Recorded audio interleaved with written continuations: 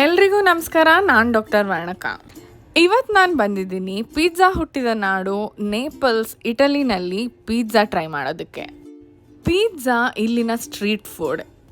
ಜನ ರೋಡ್ ಸೈಡಲ್ಲಿ ಪಿಜ್ಜಾ ತಿಂತಾ ಇದ್ದಾರೆ ನೋಡಿ, ನಾವು ರೋಡ್ ಸೈಡಲ್ಲಿ ಸಮೋಸ ತಿನ್ನೋ ಥರ. ರೋಡ್ ಸೈಡ್ ಪಿಜ್ಜಾ ಈ ಥರ ಪೇಪರಲ್ಲಿ ಫೋಲ್ಡ್ ಮಾಡಿ ಕೊಡ್ತಾರೆ. ಆದರೆ ನಾನಿವತ್ತು ಹೋಗ್ತಾ ಇರೋದು ನನ್ನ ಫೇವ್ರೆಟ್ ರೆಸ್ಟೋರೆಂಟಲ್ಲಿ ಪಿಜ್ಜಾ ಟ್ರೈ ಮಾಡೋದಕ್ಕೆ. ನಾನು ಯೂಶಲಿ ಪಿಜ್ಜಾ ಇಷ್ಟಪಡೋದಿಲ್ಲ, ಬಟ್ ಟ್ರೆಡಿಷ್ನಲ್ ಪಿಜ್ಜಾ ಟ್ರೈ ಮಾಡಿ ಇದು ನನ್ನ ಫೇವ್ರೆಟ್ ಆಗಿಬಿಟ್ಟಿದೆ. ಇದನ್ನು ಎಲ್ಲ ಫ್ರೆಶ್ ಇಂಗ್ರೀಡಿಯೆಂಟ್ಸಿಂದ ಮಾಡ್ತಾರೆ, ಸೊ ಟೇಸ್ಟ್ ಸೂಪರ್ ಆಗಿರುತ್ತೆ. ಪಿಜ್ಜಾ ಜೊತೆಗೆ ಫ್ರೆಶ್ ಲೋಕಲ್ ಬ್ರೆಡ್ ಕೂಡ ಟ್ರೈ ಮಾಡಿದೆ.